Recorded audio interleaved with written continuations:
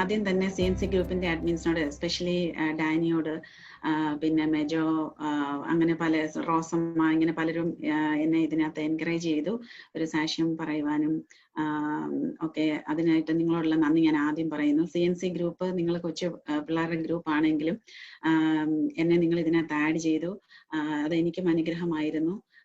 നിങ്ങൾ ആദ്യം ഇതൊരു തമാശ ഗ്രൂപ്പ് ആയിരുന്നെങ്കിൽ പോലും പിന്നീട് കോവിഡിന്റെ ടൈമും എല്ലാവരും ഭയങ്കര പ്രതിസന്ധികളിൽ കൂടെയൊക്കെ പോയപ്പോൾ നിങ്ങളൊരു ഗ്രൂപ്പായിട്ട് സംഘടിച്ച് നിന്ന് ചെയ്ത പ്രവർത്തനങ്ങളെ പറ്റിയൊക്കെ എനിക്ക് നല്ല ബോധ്യമുണ്ട്. വെറും ഒരു തമാശ ഗ്രൂപ്പ് മാത്രമല്ല എന്ന് എനിക്ക് മനസ്സിലായി. അതുകൊണ്ടാണ് അതിൽ നിന്ന് എക്സിറ്റ് ആവാതെ കണ്ടിന്യൂ ചെയ്യുവാനായി എന്നെ പ്രേരിപ്പിച്ചത്. അതായത് നിങ്ങൾ ചെയ്ത പല ചാരിറ്റി വർക്കുകളെല്ലാം ഞാൻ വിറ്റ്നസ് ചെയ്തുകൊണ്ടിരിക്കുകയാണ്.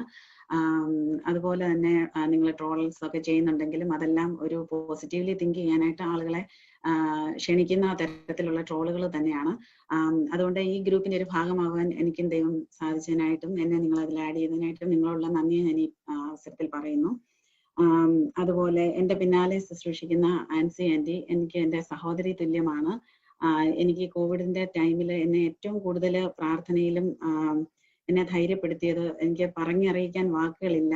അതുകൊണ്ട് എന്നെ സംബന്ധിച്ച് ഈ ഒരു മീറ്റിംഗ് CNC ഗ്രൂപ്പിനോടൊപ്പം അത് ആൻസി ആൻറ്റിയോടൊപ്പം ഒരു ടെസ്റ്റിമണി പറയുവാനായിട്ട് ഇടയാകുക എന്ന് പറയുന്നത് എനിക്ക് ഭയങ്കര ഒരു ഭാഗ്യമായിട്ടാണ് ഞാൻ കരുതുന്നത്. ആൻസി ആൻറ്റി എപ്പോഴും എന്നെ എൻകറേജ് ചെയ്യുമായിരുന്നു. പ്രിയ, നീ വചനം സംസാരിക്കണം, നിന്റെ ടെസ്റ്റിമണി ലോകം മുഴുവൻ നീ അറിയിക്കണം. ഞാനൊരു ചെറുവിരൽ പോലും അനക്കാൻ വയ്യാതെ കിടന്നപ്പോഴൊക്കെ ഈ ആൻറ്റിയാണ് എന്നെ ഒത്തിരി, എല്ലാവരും എന്നെ വിളിക്കുകയും എന്നെ എൻകറേജ് ചെയ്യുകയൊക്കെ ചെയ്തു, മോട്ടിവേറ്റ് ചെയ്യുകയൊക്കെ ചെയ്തെങ്കിലും ആൻസി ആൻറ്റി ഒരു രാവും പകലും ഇല്ലാതെ മടുത്തു പോകാതെ, ഞങ്ങൾ ഒരിക്കൽ കണ്ടിട്ടേ ഉള്ളൂ എങ്കിലും എന്നെ ഒരു സ്വന്തം എൻ്റെ അമ്മയാണോ ചേട്ടത്തിയാണോ എന്തോ അതിൻ്റെ ഒരു ബെസ്റ്റ് ഫ്രണ്ട് എന്ന് വേണമെങ്കിൽ പറയാം, അതുപോലെ എന്നെ ടേക്ക് കെയർ ചെയ്ത ഒരു ആൻറ്റിയാണ്. 45 മിനിറ്റ് 1 മണിക്കൂറും ഒക്കെ ഒരു ദിവസം തന്നെ പല പ്രാവശ്യം അങ്ങനെ എങ്ങനെ പ്രാർത്ഥിക്കാൻ സാധിക്കുമെന്ന് ഞാൻ ചിന്തിച്ചു. അതുപോലെ എന്നെ ഒരു ഏറ്റവും ഒരു എൻ്റെ എൻകറേജിങ് ഫാക്ടർ ആയിരുന്നു ആ സമയത്ത്. അതുകൊണ്ട് ആൻസി ആൻറ്റി ഇതിന് പുറകെ വചനം ശുശ്രൂഷിക്കുന്നതും വളരെ ഒരു അനുഗ്രഹവും ഒരു ദൈവത്തിന്റെ നടത്തിപ്പും ആണെന്ന് ഞാൻ വിചാരിക്കുന്നു. കാരണം ഇത് പ്ലാൻ ചെയ്തത് ഡാനിയാണ്. ഡാനി ആണ് ഇങ്ങനെ ചോദിച്ചത്, ചേച്ചി ഇങ്ങനെ സാക്ഷ്യം പറയാമോ ആൻസി ആൻറ്റി വചനം പ്രസംഗിക്കുന്ന സമയത്ത്. സോ അതൊരു കോയിൻസിഡന്റൽ സംഭവമല്ല, ദൈവത്താൽ സാധിച്ചു എന്ന് ഞാൻ പറയുന്നു. എന്ന് പറഞ്ഞാൽ എൻ്റെ സാക്ഷ്യം, എൻ്റെ പ്രധാനമായിട്ടും കോവിഡ് ആണ്, എൻ്റെ ഒരു കോവിഡ് സർവൈവർ എന്ന നിലയിലാണ് ഈ ഒരു സാക്ഷ്യത്തിലേക്ക് നിങ്ങൾ എന്നെ ഇൻവൈറ്റ് ചെയ്തതെങ്കിലും എനിക്ക് ഒത്തിരി കാര്യങ്ങൾ പറയുവാനായിട്ടുണ്ട്. ഇന്ന് എൻ്റെ പപ്പ ദൈവസന്നിധിയിൽ ചേർക്കപ്പെട്ടിട്ട് 9 വർഷം തികഞ്ഞ ദിവസമാണ്. ഇന്നാണ് അത് സംഭവിച്ചത്. പപ്പയ്ക്ക് 62 വയസ്സേ ഉള്ളായിരുന്നു. എൻ്റെ പപ്പയെ അറിയുന്നവർക്കൊക്കെയും അറിയാം. സ്ട്രീറ്റ് മിനിസ്ട്രി ചെയ്ത് നടന്ന ഒരു ദേവദാസനായിരുന്നു. പപ്പ ബൈബിളൊക്കെ വലിച്ചു കയറി കളഞ്ഞിട്ടുള്ള ഒരു വ്യക്തിയാണ്. ഞങ്ങൾ മർത്തമ സമുദായത്തിൽ നിന്ന്, ഞാനിപ്പോൾ സ്കൂളിൽ പഠിക്കുന്ന സമയത്ത് 10,000 ഒരാൾക്ക് മാത്രം വരുന്ന ബ്രസ്റ്റ് ക്യാൻസർ ആയിരുന്നു എൻ്റെ പപ്പായ്ക്ക്. അതൊരു ലംബ് ഫീൽ ചെയ്തു, അത് ഇഗ്നോർ ചെയ്തു. കാരണം ആണുങ്ങൾക്ക് അങ്ങനെ വരത്തില്ല, പ്രത്യേകിച്ച് ആ കാലങ്ങളിൽ ഇന്ത്യയിൽ അങ്ങനെയുള്ള ഒരു മെഡിക്കൽ സയൻസ് ഒന്നും ഡെവലപ്പ് ചെയ്തിട്ടില്ലാത്ത സമയത്ത്. അപ്പോൾ പപ്പായ്ക്ക് അങ്ങനെ വന്നു. അത് ഒരു 3rd സ്റ്റേജും കഴിഞ്ഞ് പപ്പയുടെ അപ്പുറത്ത് കിടന്ന ബെഡിലെ ആളുകളും മരിച്ചുപോയി. അങ്ങനെ പല ഹോസ്പിറ്റൽസിൽ, തൃശ്ശൂർ അമല അതിന്റെ സ്പെഷ്യാലിറ്റി ഹോസ്പിറ്റലൊക്കെയും പോയി. അങ്ങനെ വളരെ ഒരു എന്താ പറയണ്ടേ, മരണകരമായ ഒരു മരണത്തിൽ നിന്നുള്ള ഒരു ഉയർത്തെഴുന്നേപ്പായിരുന്നു എൻ്റെ പപ്പയുടെ ജീവിതം. അങ്ങനെ എൻ്റെ വല്യപ്പച്ചൻ പെന്തക്കോസ്റ്റിലായിരുന്നെങ്കിലും പപ്പ കള്ളുകുടിക്കുകയും അങ്ങനെയൊക്കെ നടന്ന ഒരു വ്യക്തിയാണ്. ആർക്കും ദോഷമൊന്നും ചെയ്തിട്ടില്ലെങ്കിലും ദൈവസന്നിധിയിലല്ലായിരുന്നു. അതിനുശേഷം പപ്പ ഒരു വിശ്വാസ ജീവിതത്തിലേക്ക് വരുന്നത് മെജോയുടെ പേരൻസിനൊക്കെ അറിയാം, പപ്പായ്ക്കും മമ്മിക്കും ഒക്കെ അറിയാം എൻ്റെ പപ്പായെ. അങ്ങനെയാണ് ദൈവസന്നിധിയിലേക്ക് വരുന്നതും ഞങ്ങളുടെ ഒരു ഈ പെന്തക്കോസ്ത് വിശ്വാസത്തിലേക്കുള്ള ജേണിയുടെ തുടക്കം എൻ്റെ വല്യപ്പച്ചനിൽ നിന്നാണെങ്കിലും ഞങ്ങളെ സ്വാധീനിച്ചത് ഞങ്ങളുടെ പപ്പായുടെ ആ ഒരു വിടുതലിന്റെ സാക്ഷ്യമാണ്. അതിനുശേഷം ഒരു പാസ്റ്റർ ആകുകയോ ഒന്നുമല്ല അല്ല പോയത്. സ്ട്രീറ്റിൽ നിന്ന് കാലം തികഞ്ഞിരിക്കുന്ന മാനസാന്തരപ്പെടുവിൻ അങ്ങനെയുള്ള ഒരു ശുശ്രൂഷയായിരുന്നു.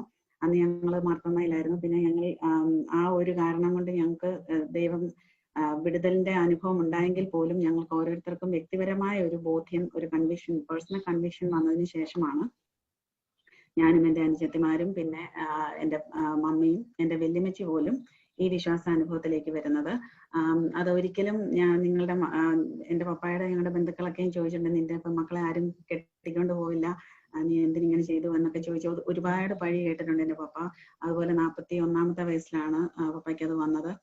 ജോലി ഉപേക്ഷിച്ച് ഗവൺമെന്റ് ജോലി ഉപേക്ഷിച്ച് ഈ ഒരു ഫുൾ ടൈം മിനിസ്ട്രിയിൽ ഇറങ്ങുകയായിരുന്നു.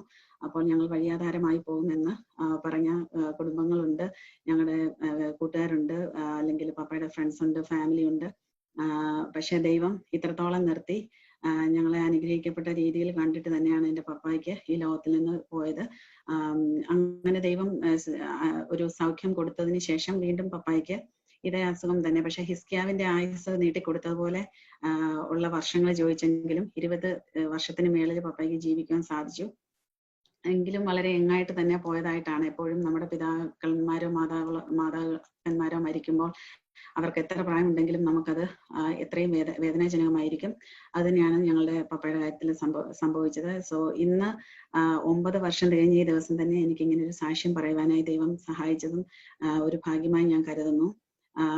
പപ്പയുടെ വലിയൊരു ആഗ്രഹമാണ് ഞങ്ങൾ പപ്പായിൽ സാധിക്കാഞ്ഞ പല കാര്യങ്ങളും ദൈവനാമത്തിന് വേണ്ടി ചെയ്യണം എന്നുള്ളത്. അത് ഞങ്ങളുടെ ജോലിയോടൊപ്പം ഞങ്ങളെ കൊണ്ടാവുന്ന വിധത്തിൽ ചെയ്യുവാനായിട്ട് ശ്രമിക്കുന്നു. അതിനുശേഷം വിടുതലിന്റെ സാക്ഷ്യങ്ങൾ പറയാനാണെങ്കിൽ അനേക അനുഭവങ്ങളുണ്ട്. ഞാനത് നേരത്തെ ഒരു സൂം മീറ്റിംഗിൽ ഒരു സാക്ഷ്യത്തിൽ പറഞ്ഞായിരുന്നു. എങ്കിലും ഒരു വലിയൊരു അപകടത്തിൽ നിന്നും, ഒരു വാഹന അപകടങ്ങളിൽ നിന്നും, അങ്ങനെ ഒരു വലിയ അപകടത്തിൽ നിന്ന് എൻ്റെ മോളെ രക്ഷിച്ച ഒരു സാക്ഷ്യമുണ്ട്. ഞാൻ അതിലേക്കൊന്നും കടക്കുന്നില്ല. അങ്ങനെ ഓർക്കുവാണെങ്കിൽ ഒരുപാട് കാര്യങ്ങൾ പറയാനായിട്ടുണ്ട്. നമ്മുടെ എല്ലാവരുടെയും ജീവിതത്തിലുണ്ടല്ലോ ഒത്തിരി സാക്ഷ്യങ്ങൾ പറയാനായിട്ട്. എന്ന് പറഞ്ഞതുപോലെ നമ്മള് ദൈവത്തിൽ നിന്ന് അല്പം പിന്നോട്ട് മാറുമ്പോൾ നമ്മളെ തിരിച്ച് ദൈവസ്നേഹം നമ്മളെ ദൈവത്തിലേക്ക് വീണ്ടും ആകർഷിക്കുന്നത് പോലെയാണ് എൻ്റെ ജീവിതത്തിലുള്ള ഓരോ സംഭവങ്ങളും ഞാൻ അനുഭവിച്ചിട്ടുള്ളത്. അതിനുശേഷമാണ് ഈ കോവിഡ് വന്നത്. നിങ്ങൾക്ക് എല്ലാവർക്കും അറിയാം, ഞാൻ ഇതിനകത്ത് ഒത്തിരിയും എന്താ പറയണ്ടേ, എങ്ങനെ മാസ്ക് നല്ലപോലെ ധരിക്കണം, എങ്ങനെ ഗ്ലൗസ് ഇടണം എന്ന് വേണ്ട. ഈ കോവിഡ് വലിയൊരു മഹാമാരിയായി വന്നപ്പോൾ തന്നെ നമ്മളുടെ ആൾക്കാർക്കൊന്നും ഇത് വരരുത്. പിന്നെ ഒരു ഹെൽത്ത് കെയർ പ്രൊവൈഡർ അല്ലെങ്കിൽ ഒരു ഹെൽത്ത് കെയർ പേഴ്സണൽ എന്നുള്ള നിലയിൽ ഇതിനെപ്പറ്റി കുറെ റിസർച്ച് ചെയ്യുകയും അതിനെപ്പറ്റി അറിയാവുന്നത്രയും കാര്യങ്ങൾ സംഘടിപ്പിച്ച് അത് എവിടെയൊക്കെ നമുക്ക് എന്താ പറയണ്ടേ സ്പ്രെഡ് ചെയ്യാവോ ഞാൻ അതിനെപ്പറ്റി ഒരു ബോധവൽക്കരണം നടത്താനായിട്ട് ശ്രമിച്ചുകൊണ്ടിരിക്കുമ്പോൾ തന്നെയാണ് ഈ ഒരു വൈറസ് എന്നെ പിടിക്കുന്നത്. ഈ നിമിഷം വരെയും അതെങ്ങനെയാണ് എനിക്ക് ഉണ്ടായതെന്ന് അറിയില്ല. എൻ്റെ ഏറ്റവും വലിയൊരു ഹോസ്പിറ്റലിലാണ് ഞാൻ ജോലി ചെയ്യുന്നത്. അവിടെ പോലും വെറും 2 പേർക്കുണ്ടായിരുന്നുള്ളൂ. അവരാരാണെന്ന് പോലും എനിക്കറിയില്ല. ഞാൻ എപ്പോഴും മാസ്ക് വിട്ട് ഗ്ലൗസ് വിട്ട് നടന്നൊരു വ്യക്തിയാണ്. അപ്പോൾ ഒരു ദിവസം ഒരു ചെറിയൊരു സോർ ത്രോട്ട്, തൊണ്ടവേദനയും ചെറിയൊരു ചുമയും, അതൊക്കെ എനിക്ക് സാധാരണ വരുന്ന പോലെ തന്നെ എനിക്ക് തോന്നിയുള്ളൂ. ഉണ്ടായി. ഞാൻ വീട്ടിൽ വരികയായിരുന്നു. ഒരു ദിവസം സാധാരണ കുക്ക് ചെയ്യുന്നത് പോലെ എല്ലാം കുക്കിംഗ് എല്ലാം കഴിഞ്ഞ് പിറ്റേ ദിവസം രാവിലെ, അതായത് 3ാമത്തെ ദിവസം ഈ സിംറ്റംസ് തുടങ്ങി. 3ാമത്തെ ദിവസം എനിക്ക് ചെറുവിരൽ പോലും അനക്കാൻ വയ്യാന്ന് എനിക്ക് മനസ്സിലായി. രാവിലെ കണ്ണു തുറന്നപ്പോൾ ഭയങ്കര പനിയും. അങ്ങനെ എനിക്ക് അപ്പോൾ തന്നെ മനസ്സിലായി എന്തുകൊണ്ടോ ഈ രോഗം ഞാനൊരു എക്സ്പോഷർ ഉണ്ടായില്ലെങ്കിലും എനിക്കിത് പിടിപെട്ടു എന്ന് എനിക്ക് മനസ്സിലായി. വെസ്റ്റാനോട് പറഞ്ഞപ്പോൾ വെസ്റ്റാൻ വിശ്വസിച്ചില്ല. നിനക്ക് കോവിഡ് ഒന്നുമില്ല, നിനക്ക് തോന്നുന്ന വെറും പനിയാണെന്ന് പറഞ്ഞു. നിങ്ങളൊക്കെ ആ സാക്ഷ്യം കേട്ട് കാണുമായിരിക്കും. എനിക്ക് അന്ന് തന്നെ ഇത് കോവിഡ് ആണെന്ന് തോന്നിയതിന്റെ ഭാഗമായി ഞാൻ ചെറിയ ചെറിയ വീഡിയോ ക്ലിപ്സ് ഒക്കെ ചെയ്ത് വെക്കുകയും പിന്നീട് ആർക്കെങ്കിലും പ്രയോജനപ്പെടുന്നുവെങ്കിൽ എന്ന് കരുതി അത് എല്ലാവരും കണ്ടതാണെന്ന് എനിക്കറിയാം. എങ്കിലും ആ ദിവസങ്ങളൊക്കെ ഓർക്കുമ്പോൾ എനിക്ക് ദൈവത്തെ സ്തുതിക്കാതിരിക്കാൻ പറ്റത്തില്ല. കാരണം ഞാൻ ഒരു സെന്റൻസ് കംപ്ലീറ്റ് ചെയ്യുന്നത് ഓരോ വാക്കിനും ശേഷം ഞാൻ ചുമക്കുകയോ ശ്വാസം മുട്ടുകയോ ചെയ്ത് ഞാൻ ഇട്ട വോയിസ് ക്ലിപ്പുകളൊക്കെ നിങ്ങൾ പലരും കേട്ട് കാണും. എൻ്റെ പല സുഹൃത്തുക്കളുടെയും കയ്യിലുണ്ട്. അതൊക്കെ ചിലരൊക്കെ എനിക്ക് വീണ്ടും തിരിച്ചയച്ചു തരുമ്പോഴാണ് നമ്മൾ അകത്തേക്ക് എടുക്കുന്ന ശ്വാസം തിരിച്ച് പുറത്തേക്ക് വിടണമെങ്കിൽ ഉടയതമ്പുരാൻ വിചാരിക്കാതെ സാധിക്കത്തില്ല. സോ ദൈവത്തെ എത്ര സ്തുതിച്ചാലും മതിയാകത്തില്ല. അതും എൻ്റെ മമ്മി ഒരു ഡിമെൻഷ്യ പേഷ്യന്റ് ആണ്. മമ്മിക്ക് പണ്ട് സ്ട്രോക്ക് വന്നതാണ്. എൻ്റെ മമ്മിയാണ് എൻ്റെ വല്യമ്മച്ചി. 102 വയസ്സുള്ള വല്യമ്മച്ചിയും എൻ്റെ 1 വർഷം കിടപ്പിലായിരുന്ന എൻ്റെ പപ്പായെയും എല്ലാം നോക്കി. എങ്കിലും വളരെ ആരോഗ്യവതിയായിട്ട് ഈ രാജ്യത്ത് വന്ന് നമ്മൾ മമ്മി ഉണ്ടാക്കുന്ന ചോറും കറികളും കഴിച്ച് സുഖമായിട്ട് ജീവിക്കും കുറെ നാളും കൂടെ. എന്നിട്ട് മമ്മി എന്തെങ്കിലും അസുഖമൊക്കെ ആവും എന്നൊക്കെ വിചാരിച്ച് നമ്മള് പേരൻസിനെയൊക്കെ ഈ രാജ്യത്തേക്ക് കൊണ്ടുവരുന്നത് നമ്മുടെ കുട്ടികളെ നോക്കാനും.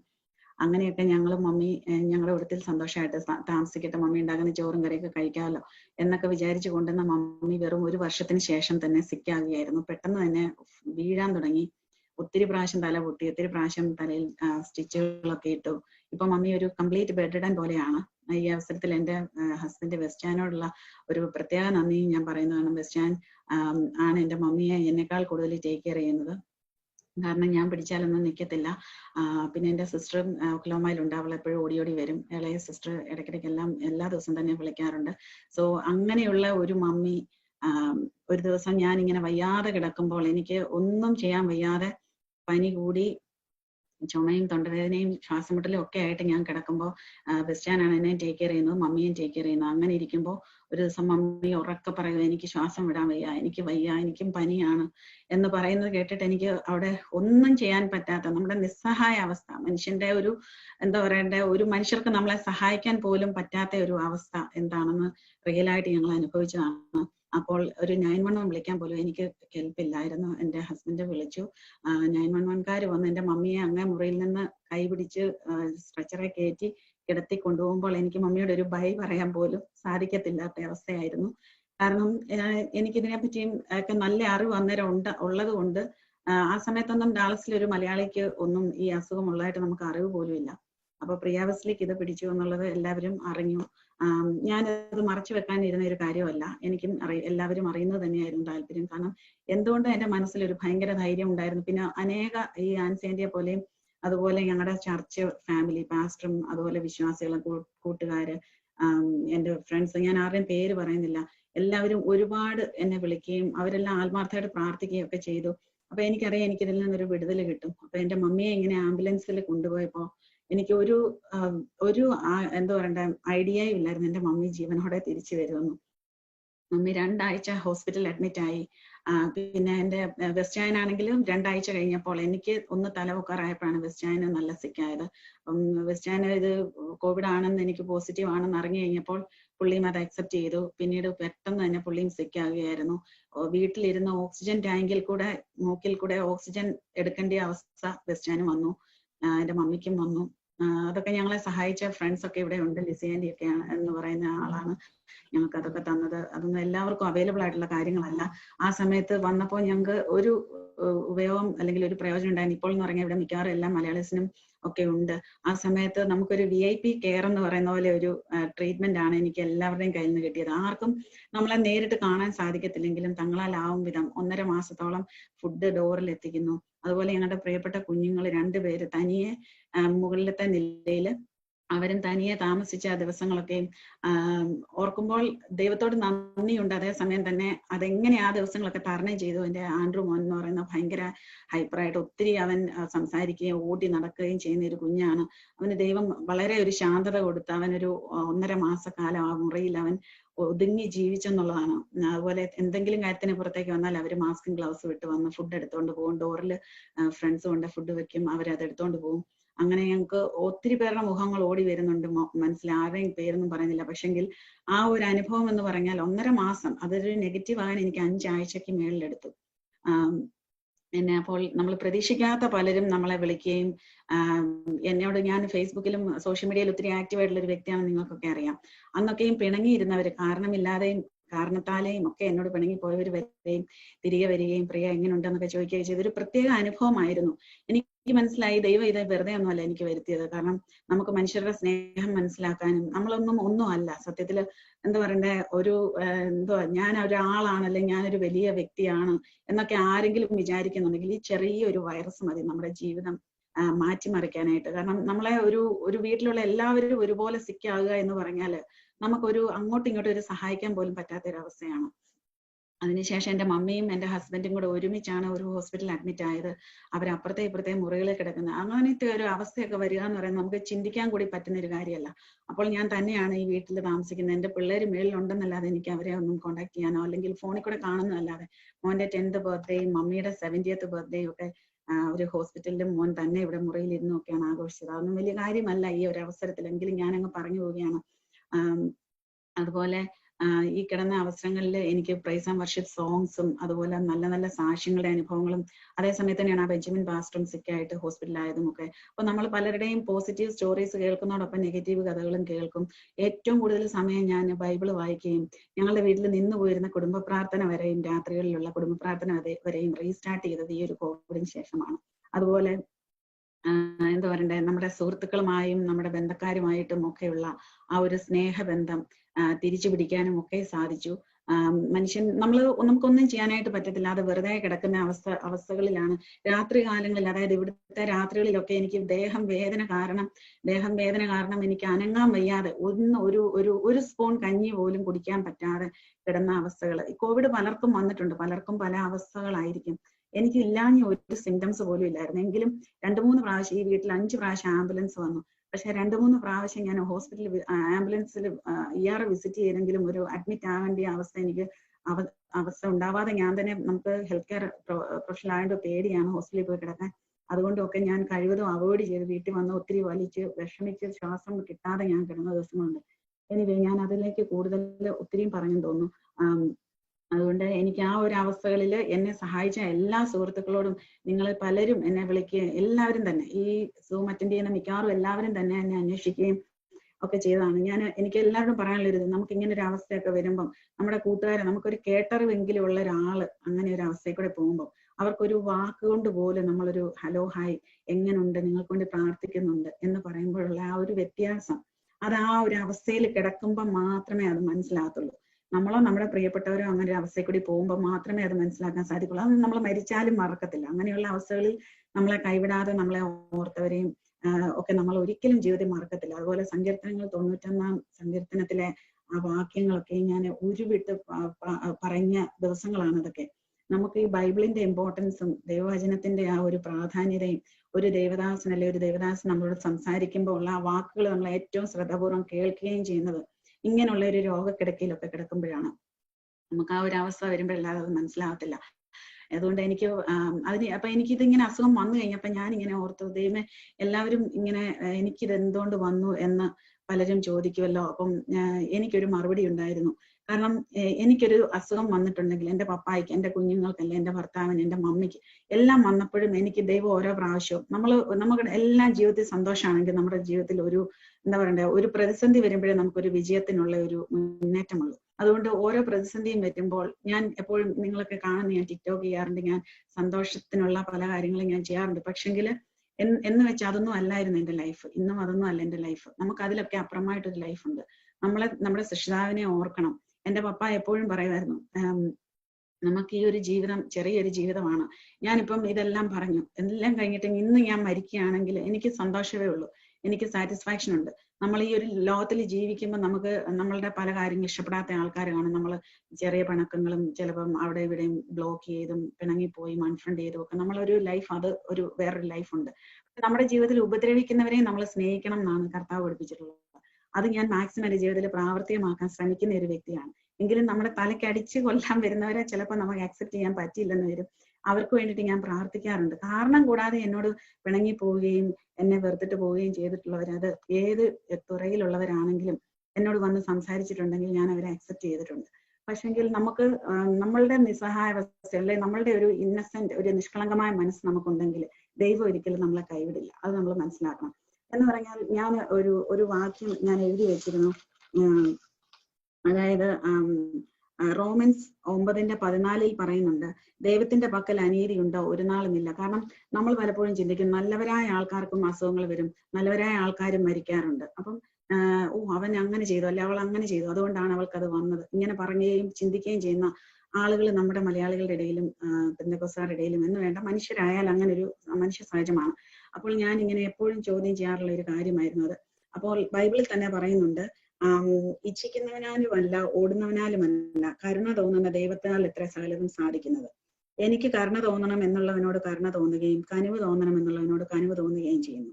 അയ്യോ മനുഷ്യ, ദൈവത്തോട് പ്രത്യുത്തരം പറയുന്ന നീ ആർ എന്ന് പറഞ്ഞാൽ, നമുക്ക് ഒരു മനുഷ്യൻ നീതിയുള്ളവനായിട്ട് തോന്നിയില്ലെങ്കിലും ദൈവത്തിനാണ് അവരോട് കരുണ തോന്നുന്നത്. നമ്മളുടെ ഫെയ്ത്ത്ഫുൾനെസ് കൊണ്ടല്ല ദൈവം നമ്മളെ സ്നേഹിക്കുന്നത്. ദൈവം ആരായിരിക്കുന്നു എന്നുള്ളതിനനുസരിച്ചാണ്, ദൈവത്തിന്റെ മഹത്വവും ദൈവത്തിന്റെ വലിപ്പവും അനുസരിച്ചാണ് ദൈവം നമ്മളെ സ്നേഹിക്കുന്നത്. അത് ദൈവത്തിന് കരുണ തോന്നണം എന്നുള്ളവനോട് ദൈവത്തിന് കരുണ തോന്നും. അത് ഒരാൾ ഈ ലോകത്തിൽ നിന്ന് മാറ്റപ്പെടുന്നതുകൊണ്ട്, ഇപ്പം നമ്മളൊരു പെൺകുട്ടി മരിക്കുന്നുണ്ട്, അവളുടെ ജീവിതത്തിൽ അവൾ ചെയ്യാനുള്ള അവളുടെ ശുശ്രൂഷ അവൾ തികച്ചു. അതുകൊണ്ടാണ് അവളെ ദൈവം വിളിച്ചത്. ഒരു നല്ല ഒരു റോസാ പൂവിനെ ദൈവത്തിന്റെ ഗാർഡനിലേക്ക് ദൈവം അക്സെപ്റ്റ് ചെയ്തു എന്ന് മാത്രമേ ഉള്ളൂ. അതുകൊണ്ട് എനിക്ക് പറയാനുള്ളത്, നമ്മളുടെ ജീവിതം, എന്റെ പപ്പായ്ക്ക് 62 വയസ്സേ ഉള്ളായിരുന്നു. പപ്പ മരണക്കിടക്കയിൽ 1 വർഷം കിടന്നപ്പോൾ ഒരു ചെറിയ വാക്കുകൊണ്ട് പോലും ആരോടോ എന്തോ പറഞ്ഞെന്ന് പപ്പായ്ക്ക് തോന്നി അവരെ വിളിച്ച് ക്ഷമ പറഞ്ഞ വ്യക്തിയാണ്. എന്റെ പപ്പായെ അറിയാവുന്നവർക്കെല്ലാം അറിയാം. സോ അങ്ങനെയുള്ള ഒരു നമുക്ക് ആ ഒരു ഗ്രേസ് പീരീഡ്, അല്ലെങ്കിൽ നമുക്ക് ദൈവമായിട്ട് നിരപ്പ് പ്രാപിക്കാൻ ഒരു സമയം നമ്മുടെ ജീവിതത്തിൽ തരും. അത് കിട്ടാതെ പോകുന്നവരുടെ നിർഭാഗ്യമെന്നേ ഞാൻ പറയുള്ളൂ. കാരണം നമ്മൾ എന്ന് മരിക്കുന്നു, എത്ര നാള്, ബില്ലി ഗ്രഹാമിന്റെ പ്രസംഗത്തിനകത്ത് പറയുന്നുണ്ട് ഒരു ഷോർട്ട് ലൈഫിനെ പറ്റി. നമ്മൾ എത്ര, നമ്മുടെ ക്വാളിറ്റി ഓഫ് ലൈഫ് ആണ് ഇമ്പോർട്ടൻസ്. നമ്മൾ എത്ര നാള് ജീവിക്കുന്നു എന്നുള്ളതല്ല. 2 ദിവസം അല്ലെങ്കിൽ 2 വർഷം ജീവിച്ചുള്ളെങ്കിൽ നമ്മളുടെ ആ ജീവിതത്തിന്റെ ക്വാളിറ്റി ആണ് ഇമ്പോർട്ടന്റ്. ഞാനൊരു പെർഫെക്റ്റ് വ്യക്തിയല്ല. ഞാൻ പലരോടും ഒത്തിരി കാര്യങ്ങളിൽ ഉടക്കുകയും ഒത്തിരി കാര്യങ്ങളിൽ എന്റെ അഭിപ്രായങ്ങൾ പ്രകടിപ്പിക്കുകയും ഒക്കെ, മനുഷ്യരാകുമ്പോൾ അങ്ങനെയൊക്കെ സംഭവിക്കും. പക്ഷെ നമ്മളൊന്ന് ഇരുത്തി ചിന്തിക്കുമ്പോൾ അതൊരു ഇമ്പോർട്ടന്റ് കാര്യമാണ്. നമ്മളുടെ പ്രായം കൂടുന്തോറും, നമ്മളുടെ വർഷങ്ങൾ കൂടുന്തോറുമാണ് നമ്മൾ ഓരോ കാര്യത്തിലും മെച്യൂരിറ്റി പ്രാപിച്ചു വരുന്നത്. സോ പിന്നെ റോസമ്മ എന്നോട് പ്രത്യേകം പറയാനുള്ളൊരു കാര്യം ഞാൻ ഓർത്ത് പറയുകയാണ്. എനിക്ക് അസുഖം വന്ന സമയത്ത് റോസമ്മ എൻ്റെ അടുത്ത് വന്ന് ഒത്തിരി കരയുകയും, റോസ് സാറ മാത്യു, ചേച്ചി നിരീശ്വരവാദിയായ എന്നെയും ദൈവത്തിങ്കിലേക്ക് കൊണ്ടുവരാൻ, ചേച്ചിക്ക് വേണ്ടി ജീവൻ ചേച്ചിയുടെ തിരിച്ചു തരാൻ വേണ്ടി ഞാൻ ദൈവത്തോട് പ്രാർത്ഥിക്കും. നിരീശ്വരവാദിയായ എന്നെ പോലും ദൈവം ഉപയോഗിക്കണമെന്നുണ്ടെങ്കിൽ ചേച്ചിക്ക് സൗഖ്യം തരുമെന്ന് പറഞ്ഞു. അതൊക്കെ എന്ന് പറഞ്ഞ ഒരു വലിയ ഒരു സാക്ഷ്യമായിട്ടാണ്, അല്ലെങ്കിൽ ഒരു വലിയ അനുഭവമാണ്. കാരണം അവള് അങ്ങനെ ഒത്തിരി, നിങ്ങൾക്ക് എല്ലാവർക്കും അറിയാം, ഒത്തിരി നിരീശ്വരം പറഞ്ഞുകൊണ്ടിരുന്ന ഒരു വ്യക്തിയാണ്. ഇപ്പൊ എന്നോട് പറയും, ചേച്ചി ഇങ്ങനൊന്നും പോരാ, നമ്മൾക്ക് ഇച്ചിരിയുടെ ഒക്കെ ആവണം, ഇങ്ങനെ വന്ന് എന്നോട് പറയാറുണ്ട്. സോ അതൊക്കെ കാണുവാൻ എനിക്ക് ദൈവം ഇടയാക്കി. സോ എന്താ പറയണ്ടേ, എന്റെ ഈ കോവിഡിന്റെ ഈ അനുഭവത്തിൽ ഒത്തിരി മീറ്റിംഗ്സിലും ഒത്തിരി സാക്ഷ്യങ്ങളും ഒക്കെ പറയുവാൻ എനിക്കിടയായി. അതിനുശേഷം എനിക്ക് അറിയാൻ പോലും വയ്യാത്ത അനേക ആളുകൾ. അപ്പൊ എനിക്ക് മനസ്സിലായി ദൈവം എന്തിനെനിക്കിത് ആദ്യം തന്നു. കാരണം എല്ലാവർക്കും അസുഖം വന്നാൽ അവരത് വിളിച്ച് പറയണമെന്നില്ല. കാരണം നമ്മളുടെ ഒരു സമൂഹം എന്ന് പറയുന്നത് ഈ ഒരു കോവിഡ് വന്നു കഴിഞ്ഞാല് ഒരു കുഷ്ഠരോഗം വന്ന പോലെയോ അല്ലെങ്കിൽ ഒരു HIV ബാധിച്ചതുപോലെയോ ട്രീറ്റ് ചെയ്യുന്നത് ഞാൻ എന്റെ ചെറിയൊരു അനുഭവത്തിലും എനിക്ക് അങ്ങനെയൊക്കെ ഉണ്ടായി. പക്ഷെ പലരുടെയും അനുഭവം എന്നോട് ഷെയർ ചെയ്തതിനകത്തൊന്നും എനിക്ക് മനസ്സിലായത്, അപ്പം നമ്മളത് ആ ഒരു രോഗം വന്നെന്ന് വിചാരിച്ച് ആരും എന്താ പറയുക, അതൊരു വൈറസ് ആണ്, നമ്മുടെ ദേഹത്തിൽ നിന്ന് നെഗറ്റീവ് ആയി കഴിഞ്ഞാൽ ആ അസുഖം നമ്മളിൽ നിന്ന് പോകും. അപ്പോ അതുകൊണ്ടാണ് പലരും ഇത് പറയാതിരിക്കുന്നത്. പക്ഷെ പേഴ്സണലായിട്ട് പലരും എന്നോട് വന്ന്, അത് ഗൾഫ് കൺട്രീസ്, യൂറോപ്പ് കൺട്രീസ്, ഈ ഡാളസിൽ പോലും ഞാൻ കണ്ടിട്ടില്ലാത്ത പലരും എന്നോട് വന്ന് പേഴ്സണലായിട്ട് പറയുകയും, അവരെ രാവിലെ ഉച്ചയ്ക്കും വൈകിട്ടൊക്കെ വിളിക്കുകയും പറയുകയും അവർക്ക് വേണ്ട കാര്യങ്ങൾ പറഞ്ഞു കൊടുക്കാനും ഒക്കെ ദൈവം എന്നെ ഉപയോഗിച്ചു. അപ്പോൾ ഞാൻ ഈ ഒരു കോവിഡ് സമയം പോയെന്ന് തോന്നുന്നു. ഞാൻ പെട്ടെന്ന് തന്നെ നിർത്താം. നമുക്കിതിന് ഞാൻ ഓർത്ത് എനിക്ക് 10 മിനിറ്റ് പോലും ഒന്നും പറയാൻ കാണില്ലെന്ന് പറഞ്ഞു തുടങ്ങി കഴിഞ്ഞപ്പോൾ ഞാൻ ഒത്തിരി വാചാലയായി പോയി എന്ന് എനിക്ക് മനസ്സിലാകുന്നുണ്ട്. ഞാൻ പെട്ടെന്ന് തന്നെ നിർത്താം. ഞാൻ പറഞ്ഞു വന്നത്, നമുക്ക് ഈ ഒരു അനുഭവം വരുമ്പോൾ നമ്മളൊരു എന്താ പറയണ്ടേ, നമ്മളൊരു മാതൃക അല്ലെങ്കിൽ നമ്മളുടെ ഒരു അനുഭവം മറ്റൊരാളിലേക്ക് പങ്കുവെക്കുമ്പോൾ അവർക്ക് ഭയങ്കര ഒരു ബലമാണ് ഉണ്ടാകുന്നത്. അതുകൊണ്ട് തന്നെ ആയിരിക്കുമല്ലോ നിങ്ങൾ എന്നെ ഈ ഒരു സൂം മീറ്റിംഗിലേക്ക് വിളിച്ചത്. സോ എനിക്കൊരു പേഴ്സണൽ അനുഭവമുണ്ട്. പലരെയും എനിക്ക് ആ ഒരു കാര്യത്തിൽ ഹെൽപ്പ് ചെയ്യാൻ സാധിച്ചു. പലരുടെയും പോസിറ്റീവ് എന്നുള്ള ആ ഒരു റിപ്പോർട്ട് ലൈഫിൽ പോസിറ്റീവായിട്ട് എടുക്കുവാനും, അല്ലെങ്കിൽ അവരുടെ ടെസ്റ്റ് നെഗറ്റീവ് ആയതിനു ശേഷം അവർ വീണ്ടും പലർക്കും വേണ്ടിയിട്ട് ഉപയോഗിക്കപ്പെടുന്നതും കാണുവാനിടയായി. അതുകൊണ്ട് ഞാൻ എൻ്റെ ഈ ഒരു സാക്ഷ്യം ഇവിടെ നിർത്താം. ഞാൻ പറയേണ്ട ടോക്കിംഗ് പോയിന്റ്സ് ഒക്കെ എഴുതി വെച്ചതെല്ലാം ഞാൻ പറയുമെന്ന് എനിക്കറിയില്ല. ഞാൻ ആ വന്ന ഫ്ലോ അനുസരിച്ച് പറയുമായിരുന്നു. നിങ്ങൾക്ക് എന്നെ ഇത്രയും സ്നേഹിക്കുകയും കരുതുകയും എൻ്റെ കൂടെ നിൽക്കുകയും ഈ ഒരു ഡിഫിക്കൽട്ട് സിറ്റുവേഷനിൽ ഞങ്ങളെ ഇത്രയും കരുതുകയും സ്നേഹിക്കുകയൊക്കെ ചെയ്ത എല്ലാവരുടെയും ഒരുപാട് നന്ദിയുണ്ട്. എൻ്റെ മമ്മിയും ഹസ്ബൻഡും ഞങ്ങളെല്ലാവരും ദൈവത്തിന്റെ, മമ്മി ഇച്ചിരി വീക്കായി, പക്ഷെ മമ്മി കോവിഡ് വന്ന് മരിക്കരുത് എന്നൊരു വലിയ ആഗ്രഹം എനിക്കുണ്ടായിരുന്നു. ദൈവം അത് സാധിച്ചു തന്നു. എൻ്റെ മമ്മി വീട്ടിലുണ്ട്, താഴത്തെ മുറിയിലുണ്ട്. എല്ലാവരോടും ഒരുപാട് നന്ദി ഈ സമയത്ത് പറയുന്നു. സങ്കീർത്തനം 27:13 പറയുന്നത് പോലെ, ഞാൻ ജീവനുള്ളവരുടെ ദേശത്ത് യഹോവയുടെ നന്മ കാണുമെന്ന് വിശ്വസിച്ചില്ലെങ്കിൽ കഷ്ടം. യഹോവയെ പ്രത്യാശ വയ്ക്കുക, ധൈര്യപ്പെട്ടിരിക്കുക, നിന്റെ ഹൃദയം ഉറച്ചിരിക്കുക. അതുപോലെ സങ്കീർത്തനം 138:17 പറയുന്നുണ്ട്, ഞാൻ മരിക്കയില്ല, ഞാൻ ജീവനോടെ ഇരുന്ന് യഹോവയുടെ പ്രവൃത്തികളെ വർണ്ണിക്കും. എന്ന് പറഞ്ഞാൽ ഞാൻ മരിക്കയില്ല, ദൈവത്തിന്റെ നന്മകളെ വർണ്ണിക്കും. എങ്കിലും മരിക്കുന്നവർക്ക് അതൊരു നെഗറ്റീവ് മെസ്സേജ് അല്ല നൽകുന്നത്.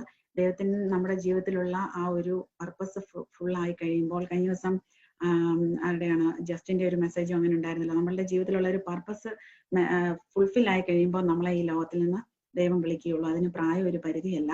അതുകൊണ്ട് എല്ലാവരും ദൈവനാമത്തില് പരസ്പരം കഴിവതും സ്നേഹിച്ചും സഹകരിച്ചും പോവുക. എന്തുവാ, ഈ കോവിഡോ അല്ലെങ്കിൽ ഒരു ചെറിയ ആക്സിഡന്റ് മതി, അല്ലെങ്കിൽ നമ്മുടെ ഒരു ചെറിയ അശ്രദ്ധ മതി നമുക്ക് എന്തെങ്കിലും സംഭവിക്കാൻ. പക്ഷെ നമ്മുടെ കണ്ണിൽ അത് യാദൃശ്യമെന്ന് തോന്നിയാലും നമ്മൾ ജീവിക്കുന്നതും മരിക്കുന്നതും എല്ലാം ദൈവത്തിന്റെ പ്ലാനും പദ്ധതിയും പ്രകാരമാണ്. അതുകൊണ്ട് എല്ലാവരും ദൈവത്തിന്റെ ഒരു പ്ലാൻ അനുസരിച്ച് ജീവിക്കുക. കഴിവതും നമ്മളാൽ കഴിവതും മറ്റുള്ളവർക്ക് നന്മ ചെയ്തും നല്ല പ്രവർത്തികൾ ചെയ്തും എല്ലാവരെയും സഹായിച്ചും ജീവിക്കുക എന്ന് പറഞ്ഞുകൊണ്ട് ഞാൻ എൻ്റെ സാക്ഷ്യത്തിൽ നിന്ന് ഇരിക്കുന്നു.